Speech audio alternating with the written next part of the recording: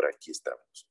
Entonces, miren, nosotros decíamos la sesión anterior que prácticamente el 70% de la corteza terrestre, si lo dividimos por átomos, el 70% está compuesto de oxígeno, silicio y aluminio.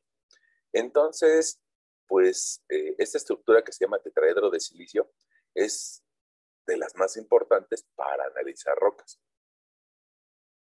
Digamos que es a nivel molecular.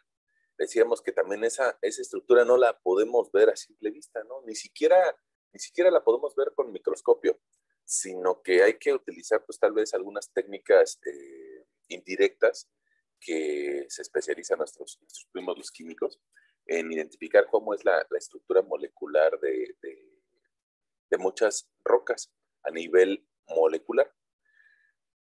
De forma muy simple, bueno, pues lo podemos entender como un tetraedro de silicio, y ese tetraedro pues, está compuesto por 4 átomos de oxígeno y 1 de silicio, y se da esa unión por la polaridad que tienen en sus elementos químicos. Ahora, de todas formas, esa unión queda un poco desbalanceada, y esa unión desbalanceada, pues resulta que requiere tener un balance, y por eso empieza a unirse con otros elementos. Eh, bueno, ahora, este desbalance de cuatro electrones, pues va a buscar unirse con otros elementos, y algunos de ellos pueden ser, pues, otros tetraedros de silicio. Y por eso nosotros decíamos de que si nosotros vemos ese mismo tetraedro de silicio en 3 dimensiones y ahora lo vemos desde arriba, bueno, pues ahora estaríamos viendo ahí un tetraedro de silicio con sus 3 lados. Déjenme conectar por aquí mi mouse, que creo que de por sí se ve feo que ese dibujo. Bueno, pues creo que si lo hago con el mouse de la computadora se ve peor, ¿no? Pues todavía un mouse con cola, yo creo que queda un poquito mejor. Perdón. Bueno, entonces, fíjense, porque me voy a borrar esta. Y yo les decía, ese mismo tetraedro de silicio, si lo vemos tal vez desde arriba, pues nos vamos a dar cuenta de que ahí están sus 1, 2, 3, 4 átomos de oxígeno. Y como está desbalanceado, bueno, pues se va a unir con otros 4 átomos de oxígeno y su respectivo átomo de silicio. Y después se va a unir con otros 4 átomos de oxígeno en su tetraedro de silicio. Y se darán cuenta que forma una cadena. Esa cadena, pues, debido al tamaño del silicio y debido a que es compatible, puede ser que se altere y que exista una sustitución del silicio por aluminio. Y eso nos va a dar origen a una serie de sustituciones en las que se va a introducir algunos minerales como hierro, como magnesio y otros más. Ahora, esa sustitución pues la genera la naturaleza a temperaturas muy altas. Decíamos nosotros que esa sustitución se va a generar pues a temperaturas del orden de 1200 grados centígrados. Y va a permitir la generación de cadenas sencillas y de cadenas dobles, de estructuras tridimensionales. Ahora, ahí aparece algo que se llama la serie de reacción de Bowen. Y de esa serie de reacción de Bowen, pues tal vez les voy a mandar algún videíto donde sea un poco más explicativo acerca de por qué es importante. Mira, yo tal vez ahí con números feitos estoy anotando que los olivinos, que son estructuras que, como la primera que veíamos por acá, es decir, cadenas sencillas, los olivinos tienen cadenas sencillas en la que esa cadena se une a átomos de hierro y de magnesio. Entonces, y se genera, decíamos, a 1200 grados centígrados. Pero no es lo único que se genera. O sea, al fin y al cabo, cuando la temperatura sube a tal magnitud, pues va a generar diferentes tipos de minerales. Algunos otros a unas temperaturas menores. Ya ven que la naturaleza pues no tiene un proceso de producción en serie, un proceso bonito de producción. Entonces, dentro de la cámara magmática o dentro de las cercanías a la cámara magmática, pues se van a dar diferentes temperaturas, y esas diferentes temperaturas también van a estar asociados a diferentes rocas o minerales madres o origen. Entonces, como son diferentes minerales, pues también tiene la generación de diferentes nuevos minerales a diferentes temperaturas. Ahora, mira, yo creo que por aquí conviene que te ponga una temperatura de unos 600 grados centígrados, que es a la temperatura a la que se generan los cuarzos, los feldespatos y las moscovitas. Estos tienen la característica, estos de aquí abajo, tienen la característica de ser minerales de color claro. Yo se lo voy a poner ahí, aunque sea feo. Yo creo que mejor nos conviene ponérselo.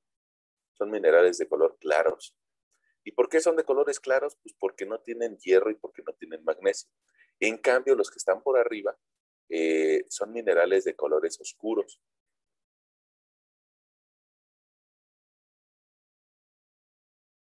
¿Y por qué son de color oscuro? Bueno, pues porque tienen la presencia de hierro y de magnesio.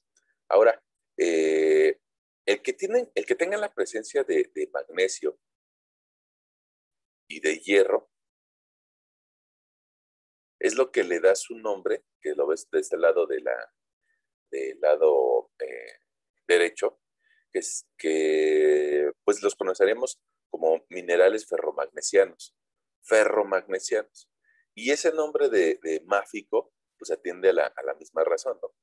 Magnesio, magnesio y hierro. ¿Cuál es la característica de esos minerales? Pues que son más pesados en un estado sólido. Y en cambio, los cuarzos y las moscovitas son más ligeros en un estado sólido. Ahora, cuando están calientes, cuando están fundidos como un magma, esa circunstancia se da al revés. Cuando está circulando el magma, las magmas pesados son los de tipo de cuarzo o ricos en cuarzo o magmas félsicos.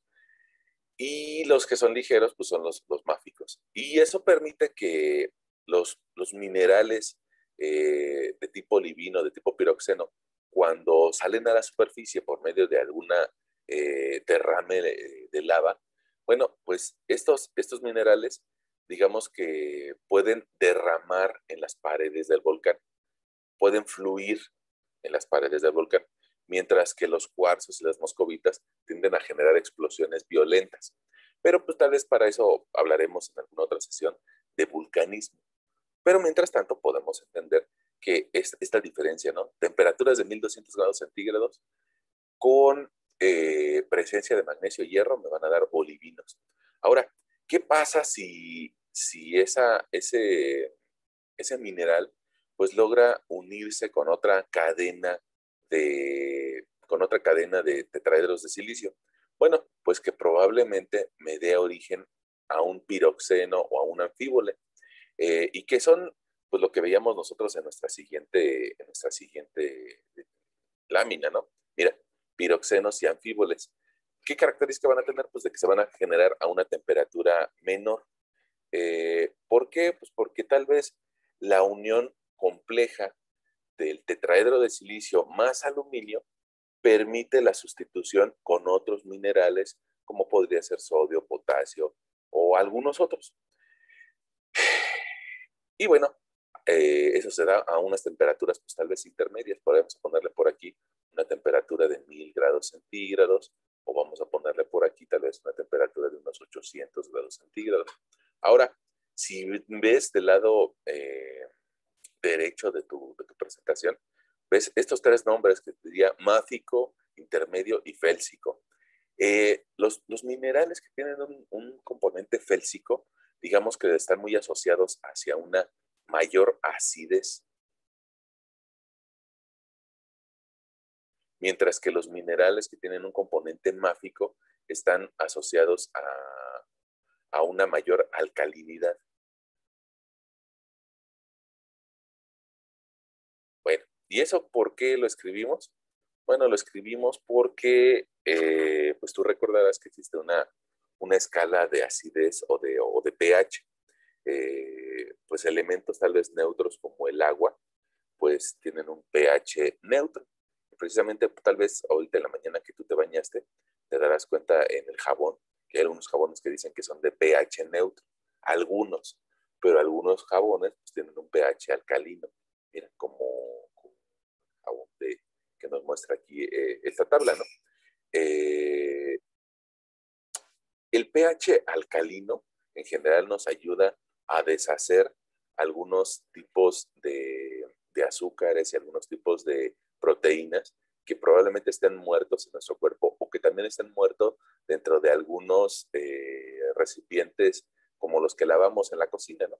Por eso, mira, por eso algunos elementos alcalinos podría ser el cloro o podría ser un limpiador de, de drenaje, un destapacaños. Y bueno, pues evidentemente que estos elementos nos hacen pues cierto daño, generan cierta abrasión en nuestro cuerpo. En cambio, del otro lado, pues también encontramos elementos que nos pueden generar daño, como podría ser el ácido de una batería o como podría ser el ácido estomacal.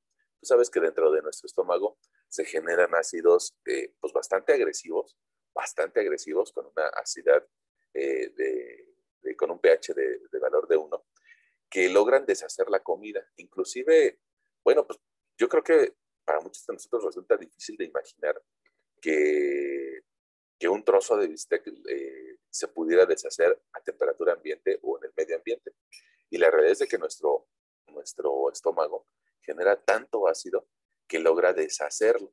Ahora, el problema de eso es de que, pues en muchas ocasiones, esa cantidad de ácido le llega a hacer daño al mismo estómago. A pesar de que tiene una flora que lo protege, bueno, probablemente si ustedes comen demasiado irritante, demasiado chile, demasiada sal con limón, bueno, pues probablemente se van a generar una acidez estomacal o una gastritis.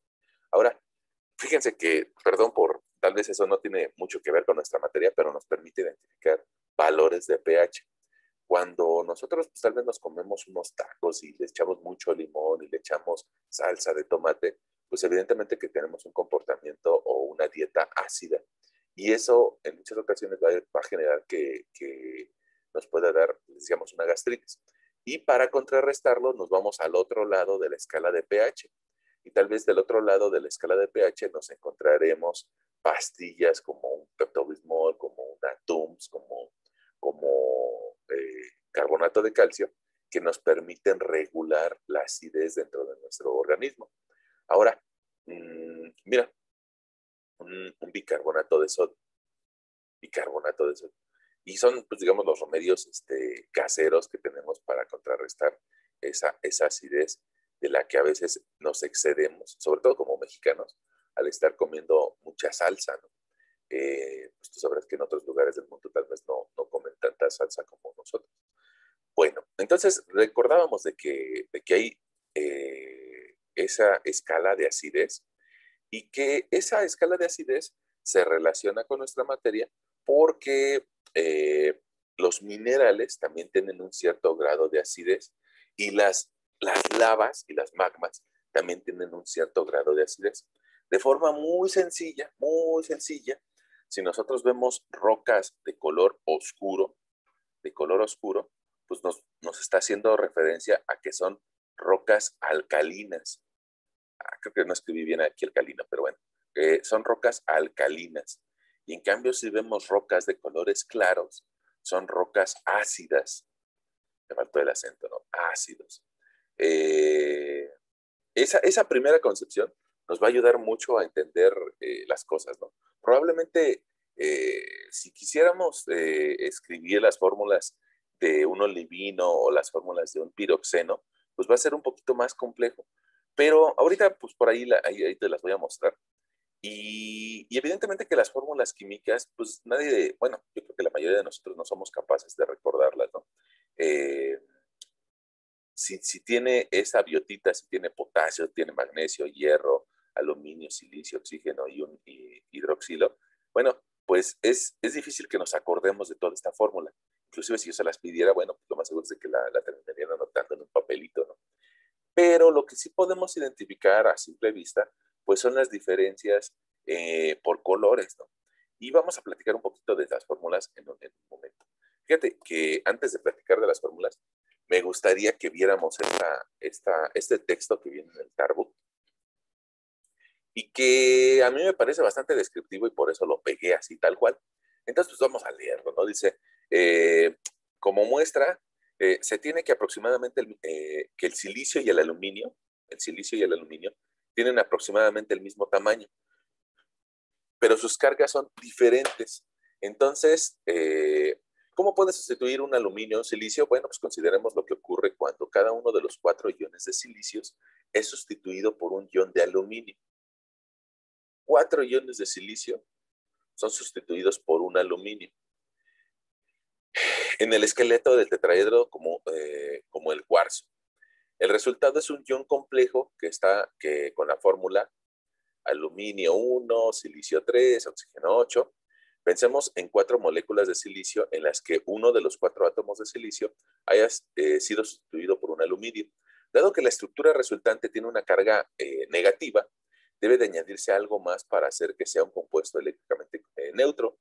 El requisito para satisfacer esta carga de -1, pues sería tal vez un elemento que tenga carga +1. Dice, un requisito previo para un mineral, una posibilidad de adición es un ion positivo que tenga una carga +1, como lo podemos ver en la figura PEP.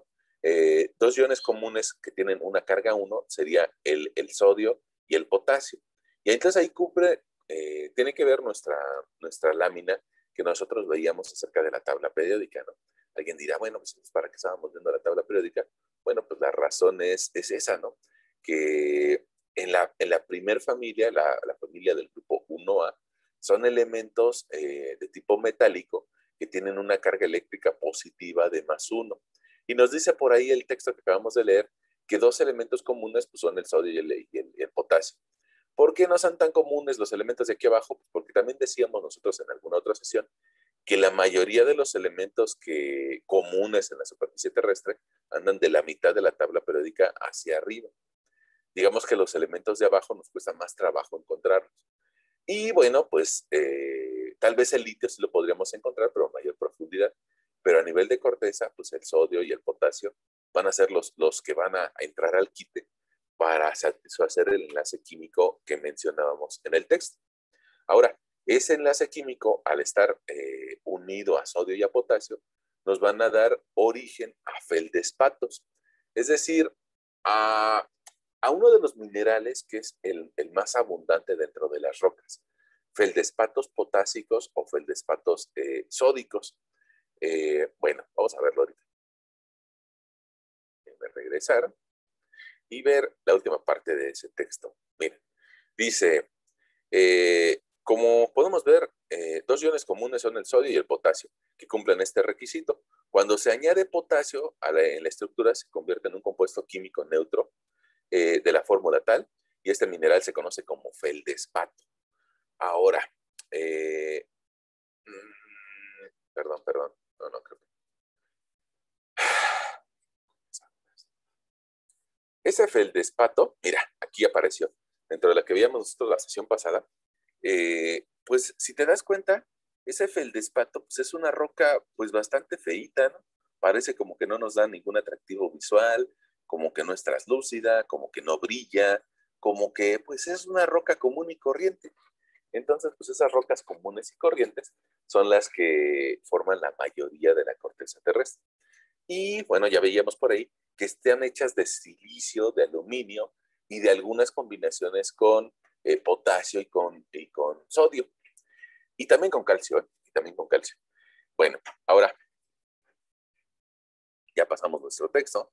Y ahora resulta que también en este libro que ustedes creo que tienen, que es el Tarbuk, pues nos habla acerca de esa sustitución. Y te darás cuenta en estas fórmulas químicas que todos estos minerales tienen en común el tetraedro de silicio. Nada más que en algunas ocasiones se unen de forma de cadenas y en otras formas tridimensionales. Ahora, seamos un poquito observadores de la fórmula, seamos un poquito observadores y nos daremos cuenta de que en el primer elemento o en el primer mineral que nos presenta la tabla, nos dice que hay 4 átomos de oxígeno por 1 de silicio. Es decir, tiene una relación 1:4. Pero si bajamos al siguiente mineral, como podría ser un piroxeno, y que por ahí nos ponen un mineral característico que sería la augita. Bueno, fíjate que aquí la relación es 1:3, un átomo de silicio por 3 de oxígeno. ¿Y quién está ocupando el otro espacio? El del oxígeno que parece que ya no está. Bueno, pues el otro espacio está siendo ocupado por magnesio y por hierro, o posiblemente por algún aluminio de los que veíamos por acá nosotros más abajo, ¿no? Bueno, ahora, si seguimos bajando en este orden de ideas, nos vamos a dar cuenta que la siguiente relación de silicio contra oxígeno es de 8:22. Probablemente ya no me la imagine, ¿no? Ya no me la puedo imaginar a simple vista ese 8:22. Entonces lo que yo haría sería dividir entre 8. Y si yo divido los átomos de silicio entre 8, pues me va a dar 1. Y si divido 22 entre 8, me va a dar 2.7. Ese 2.7 significa que ahora la relación que empezó como 1:4, como 1:3, ahora va en 1:2.7. Vamos a apuntarlo, ¿no? Vamos a apuntarlo. Fíjate, aquí la relación era 1:4. Después terminamos con una relación 1:3. Y sigue bajando esa relación y vamos a tener la relación silicio-oxígeno 1:2.7. Para el siguiente nivel, si nos referimos a una biotita, pues resulta que ese 10 habría que dividirlo entre 3. Y si yo divido 10 entre 3, pues me va a quedar una relación tal vez de 1:3.3. 3.3. Ah, pero ojo, ese 1:3.3 nomás lo estamos haciendo con un oxígeno directo, con un oxígeno directo que tal vez yo observé de forma inicial. Pero si te das cuenta, al lado de ese oxígeno directo también hay un, eh, un compuesto OH. Ese compuesto OH pues, nos está agregando otros 2 oxígenos. Entonces resulta que yo tendría que dividir 12 entre 3. No, no es cierto, no es cierto. Sí, bueno, sí, 12 entre 3, pero una parte de ese oxígeno ya forma parte de otro ion secundario que es el radical OH. Bueno, ¿qué me interesaba que vieras con esa relación? Me interesaba que vieras que esa relación de oxígeno y de silicio va cambiando, va cambiando, va cambiando, porque la unión va siendo cada vez más compleja o más con una tendencia hacia lo tridimensional. Y si te das cuenta, aquí hacia el final, te vas a dar cuenta que la relación de silicio contra oxígeno es en una relación 1:2. Entonces fue cambiando esa relación hasta llegar a esta relación 1:2. ¿Y eso qué significa? Pues que el cuarzo tiene menos oxígeno y más presencia de silicio, lo cual le da otra vez una mayor acidez. Vamos a poner aquí acidez.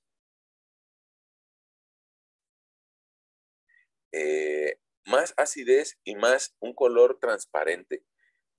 También más resistencia. Fíjate qué curioso, ¿no?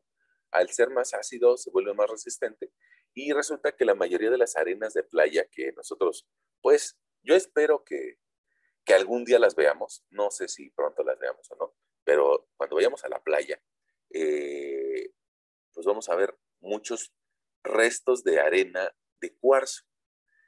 Y esa arena de cuarzo, pues, es muy resistente y resiste incluso los golpes del oleaje, pues, durante todos los días de todos los años, de todos los siglos, de todos los milenios. Bueno, ok. Ahora, fíjate que esta tablita está la edición, creo que 8 o 9 del Tarbook.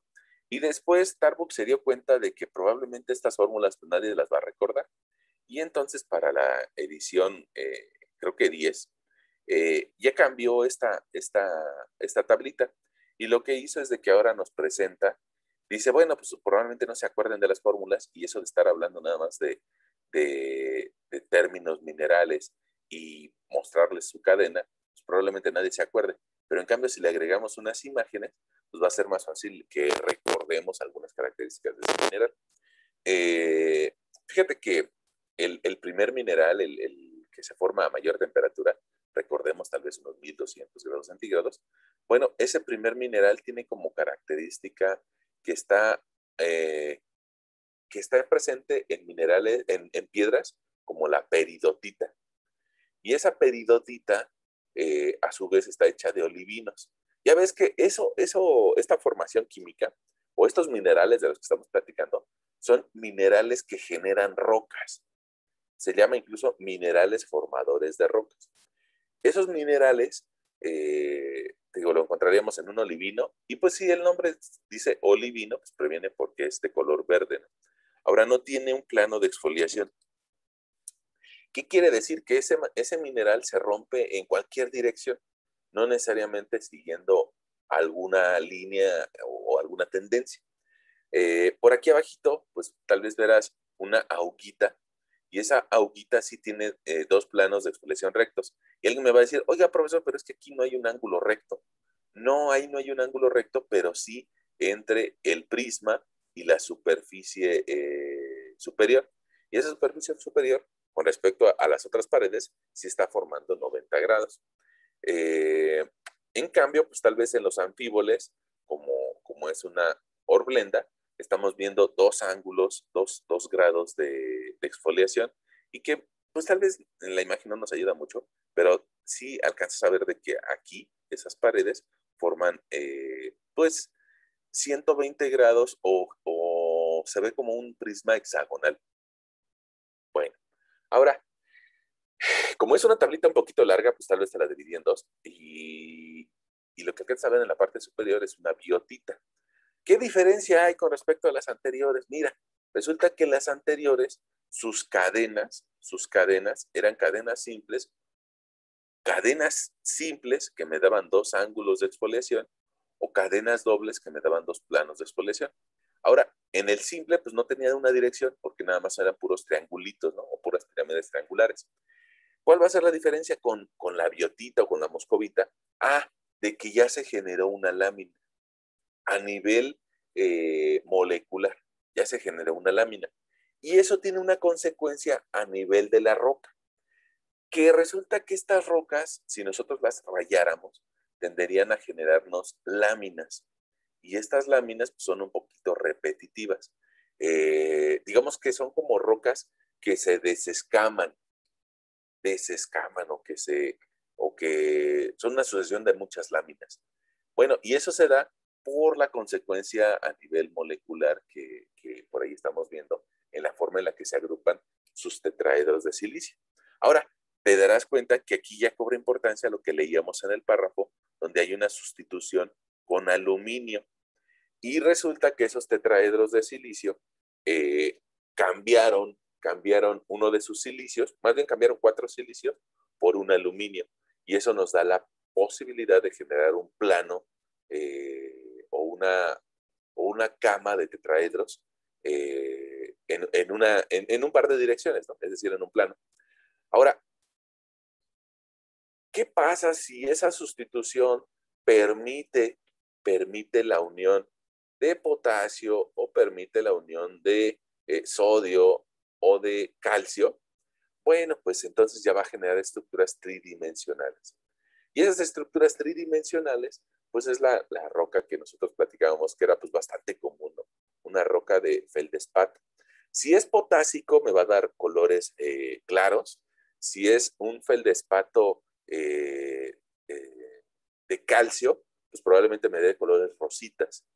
Y bueno, pues la última, la joya, tal vez la joya de la corona desde el punto de vista de minerales de silicio, sería el cuarzo.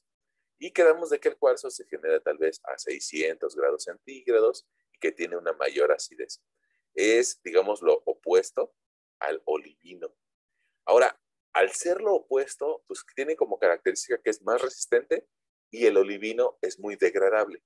Por eso, tal vez, pero no, por eso tal vez el olivino resulta difícil de ver a nivel de superficie, porque a pesar de que tiene una temperatura mayor para fusionarse, a nivel de superficie, en condiciones ambientales, pues resulta que es muy degradable o muy erosionable. En cambio, el cuarzo no. El cuarzo es el más resistente. Bueno, ahora, esos son de los minerales que pertenecen al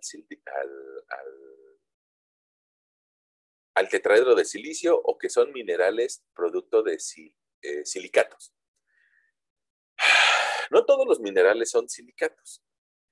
La gran mayoría de las rocas, la gran mayoría de las rocas, sí provienen de silicatos.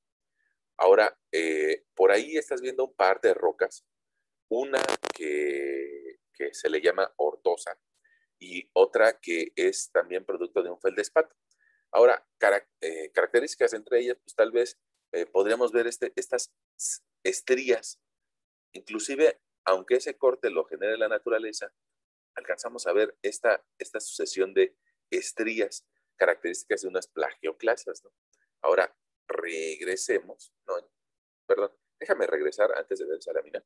Regresemos a nuestra serie de reacción de Bowen y te darás cuenta de que estas plagioclasas, eh, tienen la característica que se pueden desarrollar tanto en un ambiente ácido como en un ambiente alcalino. Y la diferencia de ellas, pues va a ser si están unidas a calcio, si están unidas a sodio. Ahora, pues eso también le va a dar su nombre y sus características, ¿no? Las que están unidas a calcio, pues lo más seguro es que van a tener colores más oscuros y las de sodio colores más claros. Pero al fin y al cabo son feldespatos. Son feldespatos y pues son el componente principal de la mayoría de las rocas. Ahora, nosotros no vemos esos minerales a simple vista. Tal vez requeríamos una cierta expertise para identificarlo y más expertise para saber si tienen pues sodio o potasio, ¿no? Sin embargo, yo creo que esa lámina es pero muy representativa de lo que vemos en la corteza terrestre. Mira, resulta que prácticamente prácticamente la mitad del pastel de la corteza terrestre está compuesto por plagioclasas o por ortosas, es decir, por feldespatos, así de sencillo, ¿no? Feldespatos. Mira, regresemos a esta lámina para que aquí nos quede claro de que son feldespatos. Unas de ellas que son con origen potásico, las ortosas, y otras que tienen calcio y sodio.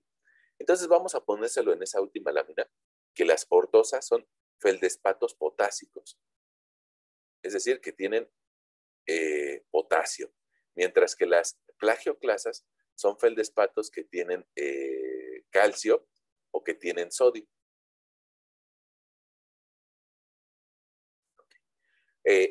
Al fin y al cabo, 50%, y yo creo que no es tan pequeña, ¿no? Por eso hice esa pausa dramática. 50% de los feldespatos que hay en la corteza terrestre son del componente de la corteza terrestre, son feldespatos, ya sea de sodio o de calcio o de potasio. Y si te das cuenta, los otros, como las micas, como los piroxenos, como los anfíboles, como el cuarzo, pues prácticamente se acaban el pastel. O sea, la suma de todo esto, la suma de todos los feldespatos, más las plagioclasas, todo, representa el 92% de la corteza terrestre. La gran mayoría de la corteza terrestre está hecha de derivados de silicio y de oxígeno, es decir, de tetraedros de silicio. Y por eso era importante que lo platicáramos, pues tal vez al inicio de nuestra sesión de hoy, y que seamos un poquito insistentes con ese tema, ¿no? De los silicatos. Algunos de ellos les llamamos nesosilicatos, algunos de ellos pues tienen otros nombres, pero al fin y al cabo todo eso viene de silicio y aluminio, de silicio, oxígeno y aluminio. Por eso nosotros decíamos que dentro de las capas de la Tierra, de las diferentes capas que hay dentro de la Tierra, la masa exterior le llamamos capa cial, porque pues prácticamente la mayoría de esa capa exterior está hecha de tetraedros de silicio. Bueno, sin embargo, pues resulta que hay un 8% de minerales que no son silicatados, que no dependen del tetraedro de silicio. Y esos 8% cobran importancia, tal vez porque tienen una importancia económica. Fíjate, estas últimas láminas que te presento, tal vez es de horblenda, que todavía es un silicato con potasio, y del lado izquierdo estás viendo un cuarzos. En realidad los cuarzos deberían de ser incoloros, ¿no? Deberían de ser incoloros, Pero si tienen color, porque probablemente tú me digas, no, pero es que yo tengo un cuarzo de color ámbar o de color violeta. Bueno, si tienen color es por contaminación de algún otro elemento. Eh, Tú sabes que la naturaleza no tiene un proceso de producción estandarizado y a veces pues se le cuelan algunos otros elementos que le dan esas coloraciones o esas tonalidades.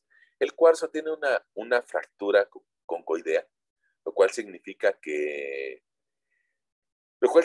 no existe un plano claro de rompimiento, sino que más bien es como una superficie un poco cacariza, ¿no? Y de todas formas genera prismas hexagonales. Bueno, ahora, fíjate que esa imagen que estás viendo por ahí todavía es un silicato, la de la derecha, todavía es un silicato hecho o que podríamos reconocer como granate. Y ese granate, pues la característica que tiene es de que pues es de color rojizo y que tiene 12 lados o 12 planos de exfoliación. El granate cobra importancia dentro de la construcción porque es un material bastante abrasivo. Entonces, si tú vas a la palería y compras una lija de esas rojas, bueno, pues en realidad estás comprando muchos granates chiquititos que te permiten raspar a la madera por esa capacidad que tiene de ser abrasivo. Bueno, ahora, nosotros decíamos de que a pesar de que el 90%, 92% de la corteza terrestre está hecha de silicatos, pues hay un 8% que son minerales no silicatados. Y esos 8% te lo divido en dos tablitas, ¿sale? O bueno, es la misma tabla que nos presenta el Tarbook, nada más yo la dividí en dos. Eh, Resulta que parte de los, parte de los minerales que no son silicato o que no dependen del silicato, eh, parte de ellos se podrían llamar como carbonatos, haluros, óxidos o elementos nativos. Bueno, ¿cuál es la característica de los carbonatos? Pues que tienen carbón y usualmente los vamos a encontrar en colores claros por la presencia de carbonato de calcio. Ahora, ese carbonato de calcio, mira, aquí aparece el carbonato de calcio. Bueno, ese carbonato de calcio tiene la característica de que se disuelve en agua. Y no tal vez de un día para otro, no, pero se disuelve a través de, ya que ya habíamos dicho, pues miles de años. Y la característica de esos minerales es que nos permiten generar cemento.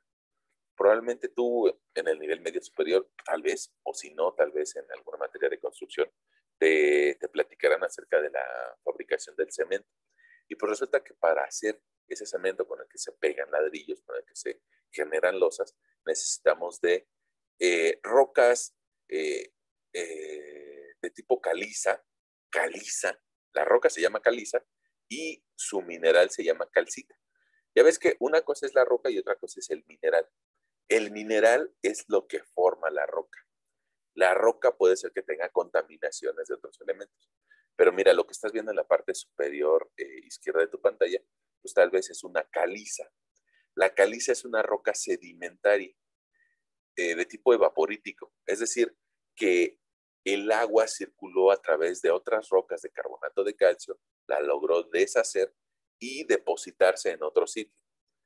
Eh, y bueno, pues una historia similar pasa con la dolomita, ¿no? Ahora, déjame ir a la siguiente lámina, donde probablemente ves esa caliza. Esa caliza, tal vez incluso también la podríamos ver, yo creo que de forma muy franca, si alguien de ustedes, pues tal vez para el siguiente periodo vocacional, tal vez ahorita no, pero porque ahorita estamos encerrados en nuestra casa, pero tal vez el siguiente periodo vacacional, pues si alguien de ustedes logra ir a Cancún o cosas así, bueno, pues se va a encontrar muchas calizas en la zona de la Riviera Maya, ¿no? Esas calizas están compuestas de calcita. Entonces, una es la roca y la otra es el mineral que la genera. Prácticamente lo que nosotros hemos venido platicando al hablar de olivinos, de moscovitas y todo eso, estamos hablando de minerales. minerales que forman rocas. Bueno, y algunas características de esa caliza, pues por aquí yo te la dejé en una página que se llama Geología Web y que nos da características de muchos minerales. Vamos a suponer, que en tu guía te pidieron, oiga, escríbame alguna característica de la calcita.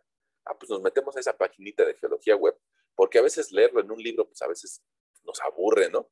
Y más si está en PDF, pues nos aburre más. Pero en cambio, si nos metemos a Internet, pues como que todo es divertido, ¿verdad? Y en Internet, pues probablemente me encuentre páginas como Geología Web o como Ciencia de Sofá, donde me explican pues algunas características de diferentes minerales. Y aquí nos estarían diciendo, mira, tiene una dureza de 3. ¿Te acuerdas de que nosotros hablábamos de que el señor Mosh nos dejó una escala de durezas según si lo podemos rayar con una navaja o si lo podemos rayar con una moneda? Bueno, ¿qué significa una dureza de 3? Pues que tal vez necesitamos una moneda de cobre para poder rayarlo. Y bueno, también si la rayamos, o sea, es decir, si le generamos una herida a ese mineral, pues nos vamos a dar cuenta de que su polvo va a ser de color blanco. Si nosotros tuviéramos la capacidad de descomponer sus elementos químicos, bueno, pues es como traeríamos un carbonato de calcio. Pero tal vez muchos de nosotros no lo podemos hacer, pero de forma simple sí podemos ver sus colores y que pues bueno, nos daría que es un color blanco de características transparentes. Ahora, tú me dirás, oye, pero es que esta calcita no está hecha toda, esa caliza, perdón, la roca caliza, no está hecha toda de calcita. No, te darás cuenta que nada más una parte de ella tiene calcita. Y entonces, ¿lo demás de qué está hecho? Pues de otro mineral que puede ser un feldespato, porque nosotros decíamos que la mayoría de las rocas tienen feldespatos. Ahora, si es un mineral, es un feldespato que tiene potasio, pues nos va a dar esos colores oscuros o probablemente alguna contaminación de hierro y de magnesio. Pero bueno, aquí este tipo de rocas, las calizas, que quedamos que son sedimentarias, eh, al degradar el carbonato de calcio, pues permite que migre de una zona a otra por flujos de agua. Y aquí en la parte de abajo estás viendo el término estalactitas y estalagmitas, que son producto del lagrimeo, por decirlo de alguna forma sencilla, lagrimeo de unas rocas calizas en la parte superior que contienen calcita y que después de miles de años en las que está pasando el agua, me dan este tipo de formaciones como tipo lágrima, estalagmitas y estalactitas. Eh, ¿Qué va a pasar dentro de algunos miles de años? Pues que vamos a lograr migrar ese mineral de zonas altas a zonas bajas. Y si te das cuenta, algunas están goteando desde el techo o el plafón y algunas están creciendo desde la parte de abajo. ¿Por qué están creciendo desde abajo? Pues porque ahí en ese mismo punto está cayendo una gotita de agua con carbonato de calcio, lo cual permite que vaya creciendo un poquito hacia arriba y un poquito hacia arriba. La respuesta general va a ser que después de algunos miles de años, este material de arriba se va a encontrar abajo. ¿Hasta cuándo? Pues hasta que encuentre un hueco más abajo a donde irse transportando o irse moviendo.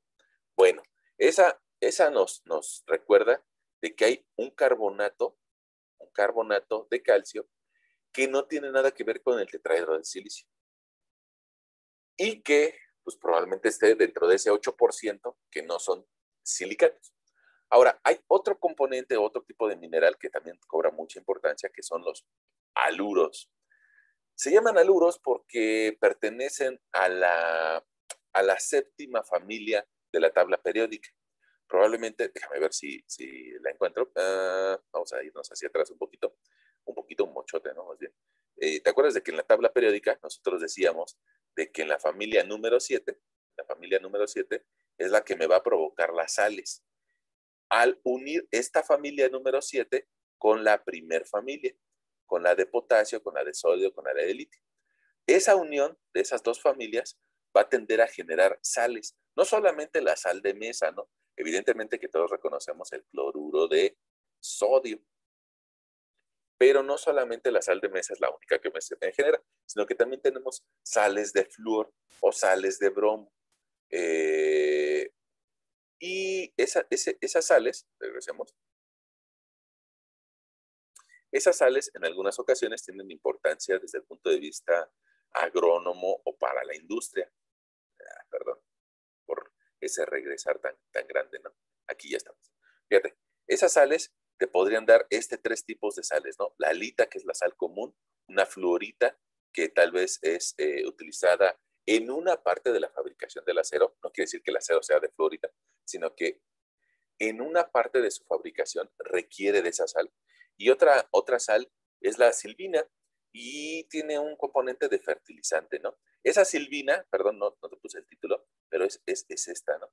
Ahora, si te das cuenta, al ser una sal, pues también genera un crecimiento de tipo cúbico. Ahí estás viendo unos cubitos que fueron generados en ese mineral que tuvo el suficiente tiempo para cristalizarse. Otro tipo de cubitos, pues también lo vemos por acá en la fluorita, que también es una sal.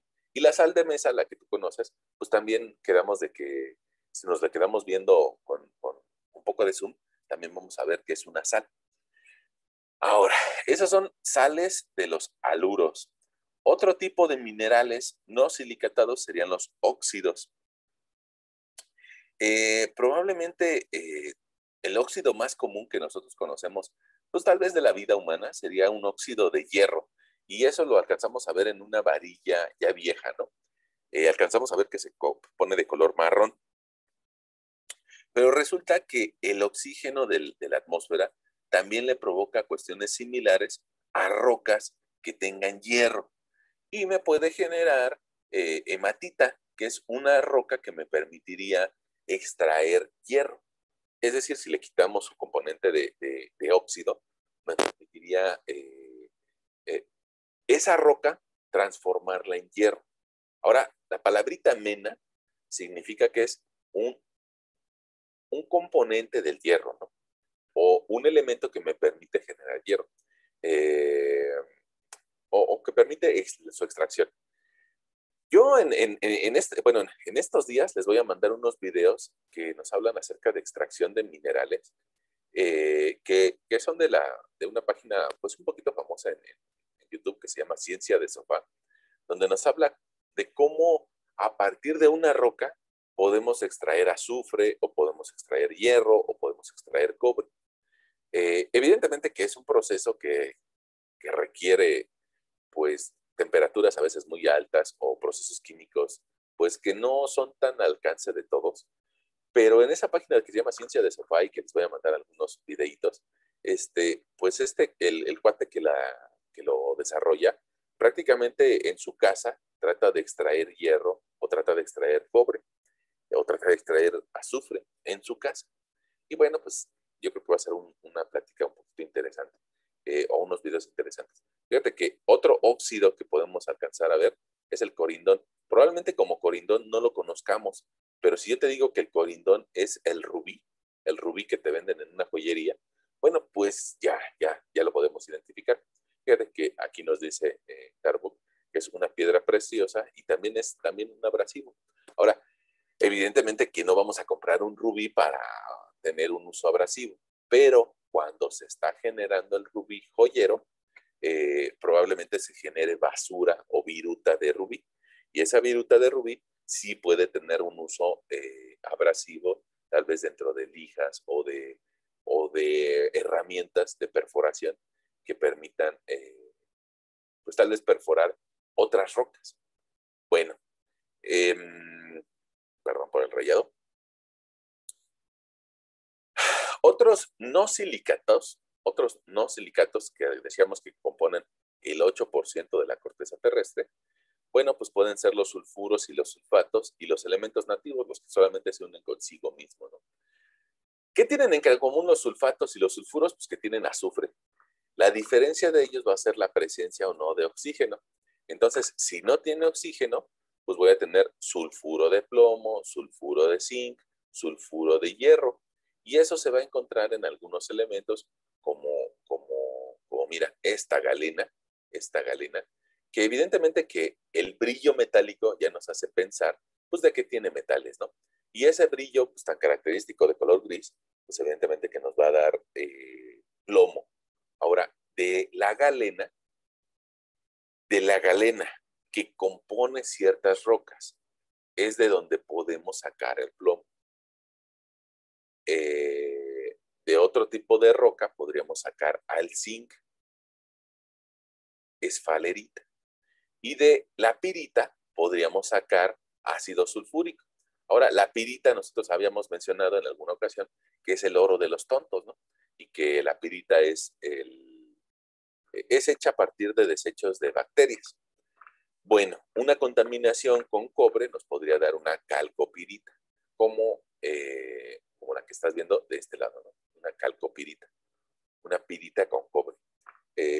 Y en cambio, si tiene la presencia de oxígeno, pues entonces ya no van a ser sulfuros, sino que van a ser sulfatos. Para eso, pues tal vez llevamos nuestras clases de química en el nivel medio superior. Y ojo, muy probablemente, más bien la mayoría de ustedes, ustedes van a tomar una clase de química en el siguiente semestre, ¿no? Y entonces en esa clase de química, pues nos va a permitir tener más claro estos conceptos. Tal vez le podríamos reclamar a la persona que hizo el plan de estudios que primero debimos de haber llevado química y después esta materia. Pero bueno, pues eso se lo podríamos reclamar ahora que pase el siguiente plan de estudios, ¿no? Bueno, por aquí vemos una imagen de una anhidrita, es decir, un sulfato de calcio, que como característica principal, pues es de que la podemos utilizar dentro de la construcción para pegar tabiques o para generar concreto. Es decir, nosotros no vamos a la palería que pedimos anhidrita, pero a la hora que pedimos el yeso comercial o a la hora que pedimos el cemento comercial, ya viene un poco de anhidrita dentro de esos productos. Bueno, la varita, que es el sulfato de bario, nos ayuda para perforar, porque se vuelve un estabilizador de la excavación. Y bueno, los otros elementos que podríamos encontrar y que forman de ese 8%, pues tal vez un 1%, pues tal vez serían algunos elementos que tienen una importancia, pues en la joyería, como el oro, como el cobre, como los diamantes y bueno, otros elementos, ¿no? Perdón, el platino.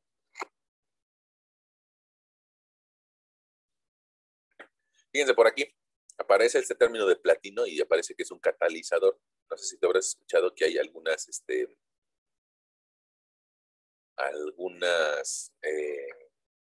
híjole, se me fue el nombre, unas piezas del auto que utilizan para generar la chispa eléctrica. Híjole, se me fue el nombre. Bueno, pero adentro del auto, bujías. Las bujías dentro de un auto son las encargadas de generar la chispa que va a hacer que explote la gasolina, ¿no? Entonces, bueno, pues habrás escuchado que hay bujías de platino. Esas probablemente generen una chispa de mejor calidad y que produzca que se queme la gasolina de una mejor forma. Bueno, y en resumen, pues es que todos estos elementos, incluyendo los de las piedras feas o de las piedras bonitas, pues nos dan la naturaleza. Y probablemente está en el límite de la geología y la química. Así como en nuestras primeras clases hablábamos del límite entre la geología y la astronomía, bueno, pues ahora estamos hablando en este límite de la geología y la química, donde probablemente si quisiéramos entenderlo bien, pues tendríamos que irnos a sus fórmulas químicas, nada más que pues son bastante complejas, ¿no? Te decía, hay algunas páginas como Geología Web o como Ciencia de Sofá, donde de todos los minerales nos dan algunas características. Si yo te decía, si tal vez en tu guía te preguntaran, oiga, ¿me podría decir cuál es la dureza de una anhidrita? Bueno, pues me meto a esta página y mira, por aquí me dice qué grado de dureza tiene. Si me preguntaran cuál es su peso volumétrico, cuál es su densidad, pues también la tiene. Y si me preguntaran también cuál es su forma de que se rompe ese mineral, pues lo podríamos extraer de ahí. Bueno, creo que por ahí podríamos terminar pues las imágenes de los minerales, pero, resulta que en tu guía, en la guía de estudios, aunque todavía no te lo dejo, en algún momento te voy a dejar pues que contestes pues estas preguntas de la guía de minerales, ¿no? Nosotros pues, por ahí ya platicamos acerca de enlaces de tipo iónico, de tipo covalente, platicamos acerca de que los minerales tienen diferentes colores, algunos tipos de raya, que significaba que rayabas el mineral y que te daba un cierto polvito. Y bueno, por ahí tu guía te dice, pues dígame qué es la raya, ¿no? ¿Qué es el peso específico? Bueno, ¿y qué es la dureza de Mohs? Por ahí también te lo va a preguntar la guía. Y pues me parece que nosotros en algún momento hablamos de dureza de Mohs. Mira, déjame regresar. Mira, ahí está. Algún momento platicamos acerca de que si a un mineral lo puedo rayar con una placa o con un vidrio o con otra diamante. Bueno, entonces por ahí tú ya te lo va a preguntar. Pero también te preguntan estos problemas y como te preguntan esos problemas y no los hemos hecho, no hemos hecho algunos similares, pues yo creo que valdría la pena que lo hagamos, ¿no? Fíjate, dice este problema, dice, determina el peso específico de un mineral que pesó en el aire tantos gramos y sumergido en el agua pesó tantos gramos. Entonces, pues vamos a hacerlo, nada más que para poder rayar, me voy a tener que salir de la sesión de Zoom y vuelvo a entrar desde otro dispositivo, ¿no? Me salgo desde la computadora y ahora pues tal vez entre desde la tableta. Para eso no sé si me aguantan unos segunditos, nada más por ahí traten de recordar estos valores y me salgo de la sesión de Zoom, me esperan 15 segunditos y regreso.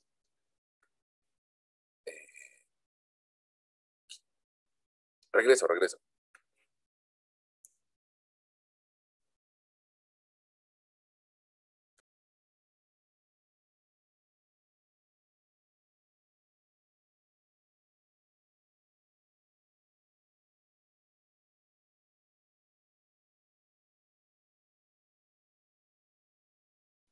Ya regresé por acá, nada más en otro dispositivo.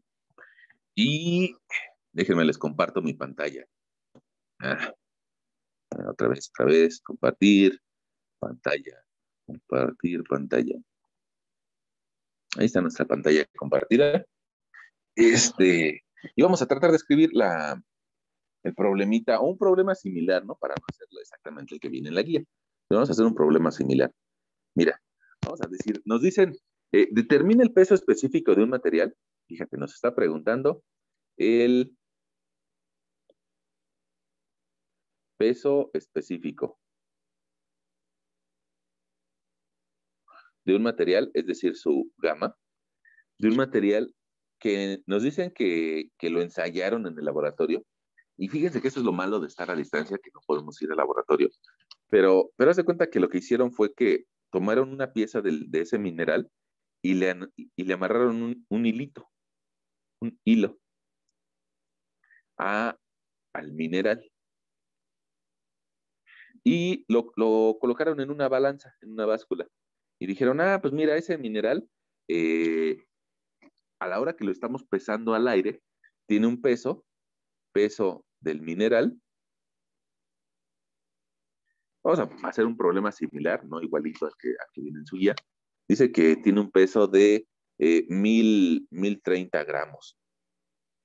Y que resulta que tomaron ese mismo mineral amarrado con el hilito y lo sumergieron dentro de un poco de agua. ¿Por qué? Pues porque son ociosos y son investigadores, ¿no? Y quieren saber cuánto pesa ese mineral o cuál es su peso volumétrico. Entonces, al estar sumergido en agua, les dio otro cierto peso. Y lo voy a anotar por aquí. El peso del mineral sumergido, sumergido en agua, ahora les dio de 700 gramos. Bueno, y alguien se preguntará, ¿y a poco eso es cierto? Bueno, sí, no sé si tú recuerdas cuando te has metido a una alberca que tu peso cambia. Cuando incluso, déjame hacerte un comentario, cuando alguien se llega a fracturar una rodilla, a veces lo mandan a que se meta a una alberca para hacer terapia de rehabilitación o un tobillo. Y lo mandan a que se meta a una alberca, bueno, pues porque adentro del agua, digamos que tus articulaciones no tienen que soportar la misma cantidad de peso. ¿Por qué? Pues porque la alberca te ayuda a cargar una parte de ella, una parte de tu peso. Podrías tú pisar a alguien adentro de una alberca y evidentemente que no le vas a generar un gran daño, porque el agua te ayuda a cargar una parte del peso. ¿Y eso por qué? Ah, pues por el principio de Arquímedes, porque Arquímedes se dio cuenta de que si sumergimos algún objeto dentro del agua, ese objeto va a experimentar un empuje vertical ascendente, un empuje vertical ascendente igual al volumen del líquido desalojado. Ese es el principio de Arquímedes. Creo que incluso por ahí tu guía te lo va a preguntar. ¿De qué se trata el principio de Arquímedes? Ah, pues que todo cuerpo sumergido en un líquido, no nada más en agua, en un líquido, experimenta un empuje vertical ascendente igual al volumen del líquido desalojado. Y bueno, gracias a ese principio, pues nosotros podemos realizar calcular la densidad de ese material. Fíjate, resulta que la densidad y el peso volumétrico son cantidades pues un poquito similares, ¿no? En este caso nos están pidiendo el peso específico, y el peso específico nosotros lo calculamos como peso entre volumen. Ahora, es parecido a la densidad, nada más que la densidad me relaciona más entre volumen. Y lo que nos dieron son masas. ¿Cómo le tengo que hacer para pasar de densidad a peso volumétrico? Pues multiplicarlo por la gravedad. Bueno, ahora vamos a irnos por partes. Déjame incluso tomar otro plumón para que sea una parte sean datos y otra parte sea nuestro desarrollo. Entonces, lo que nosotros podríamos identificar es que hay una diferencia de pesos. Y esa diferencia de pesos, pues es el, el empuje, el empuje, empuje vertical ascendente que nos está dando el agua. Ese empuje va a ser la diferencia de nuestros pesos, que es el peso al aire menos el peso sumergido. Y entonces este empuje lo podemos calcular como 1030 gramos menos 700 gramos. Y pues nos va a dar un valor tal vez de 330 gramos. 330 gramos. Ahora, ese empuje, resulta que el principio de Arquímedes nos dice, todo cuerpo sumergido en agua o en algún líquido experimenta un empuje vertical ascendente igual al volumen del líquido desalojado. ¿Qué quiere decir? Que esos 330 gramos son iguales al volumen de agua desalojada.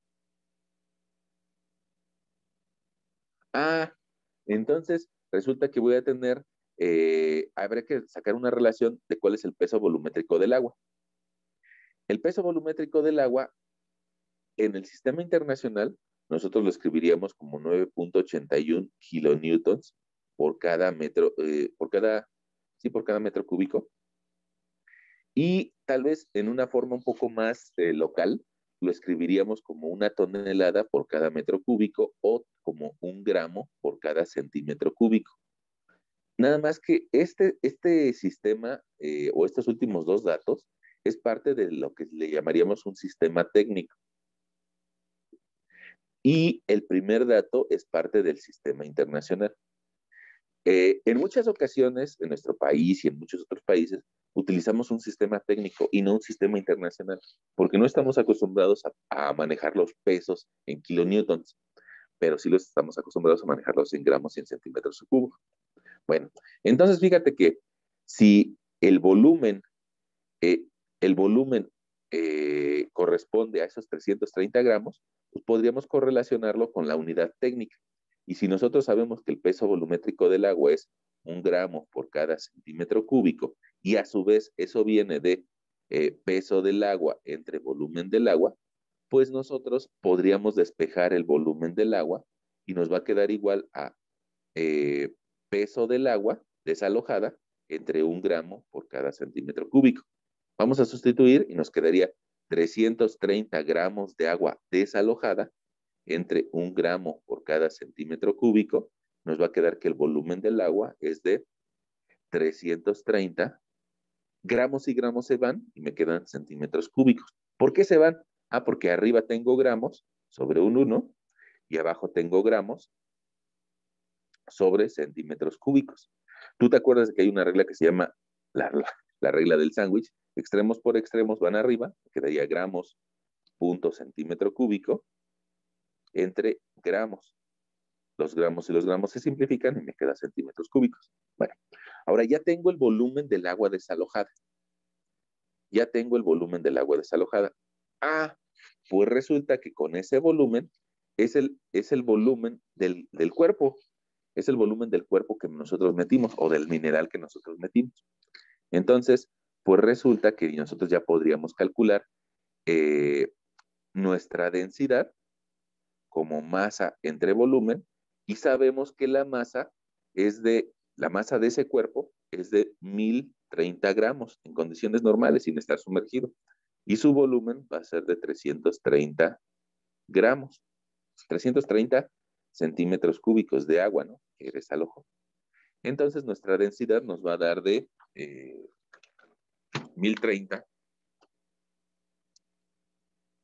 entre 330, pues da algo así como 3.12 gramos por centímetro cúbico. Ese es un valor un poquito alto para los materiales de la corteza terrestre, pero para un mineral, pues es un valor incluso hasta regular. Ahora, no nos pidieron la densidad, sino que nos pidieron el peso específico. Y hay dos formas de llegarlo. Una de ellas es encontrar su peso, y el peso sería masa por aceleración gravitacional. Eso me llevaría a multiplicar 1030 gramos por la aceleración gravitacional, que es 9.81 metros sobre segundo al cuadrado. Y bueno, pues esa multiplicación nos va a dar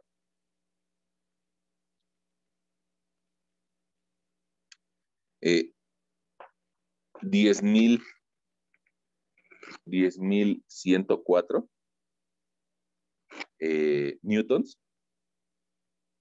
Bueno, pues esos 10.104 ya los podríamos dividir para encontrar nuestro peso específico.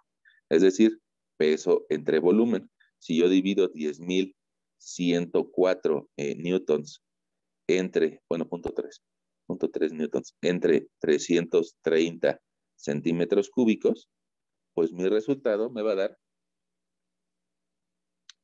30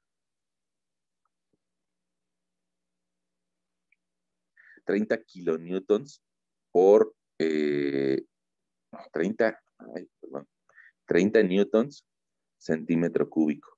30.6 newtons centímetro cúbico. Ahora, honestamente, a mí este último resultado como que no me gusta manejarlo así. Y yo preferiría que hiciéramos la transferencia por la densidad. Fíjate que esa densidad, en otras unidades, esos 3.12 gramos por centímetro cúbico equivalen a 3.12 toneladas por cada metro cúbico. ¿Por qué? Bueno, pues porque en un metro cúbico, lo estoy dibujando por acá, en un metro cúbico resulta que caberían 100 centímetros en una dirección, 100 centímetros en otra dirección y 100 centímetros hacia arriba. ¿Qué quiere decir? Bueno, pues que en un metro cúbico entra 1.000.000 de centímetros cúbicos.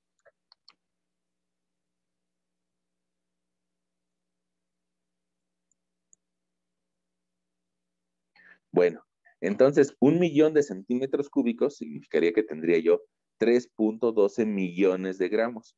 Y resulta que 3.120.000 gramos, pues es lo mismo que 3.120 kilogramos y es lo mismo que 3.12 toneladas.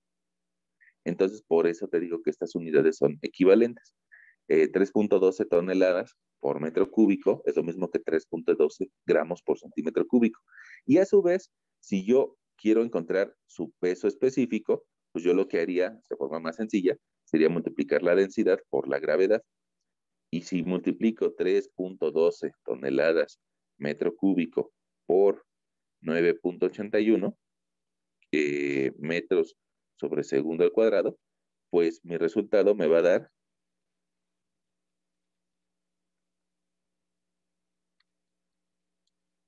30.60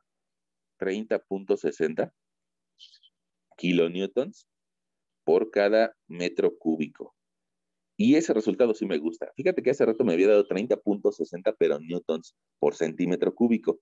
Y yo honestamente no sé si esa equivalencia sea válida o no. En esta, en cambio, esta sí te la puedo asegurar, que 3.12 toneladas metro cúbico es lo mismo que 30.60 kilonewtons metro cúbico. Y como por ahí te decía, tal vez tu guía te pregunte un ejemplo similar, pues ahora sí ya podríamos resolverlo, ¿no? Ahora fíjense que viene otro problemita. Pero ya son 8:50. Bueno, pues yo creo que por lo menos podríamos responder un problema el día de hoy y en nuestra siguiente sesión tratar de resolver otros problemas de los que vienen en la guía. En esa parte de la guía que todavía no les dejo, ¿no? Que es la parte de minerales. Eh, bueno, aunque sea por el día de hoy, resolvimos un problemita y en nuestra siguiente sesión resolvemos otro. Yo creo que por lo del tiempo, pues lo podríamos parar ahí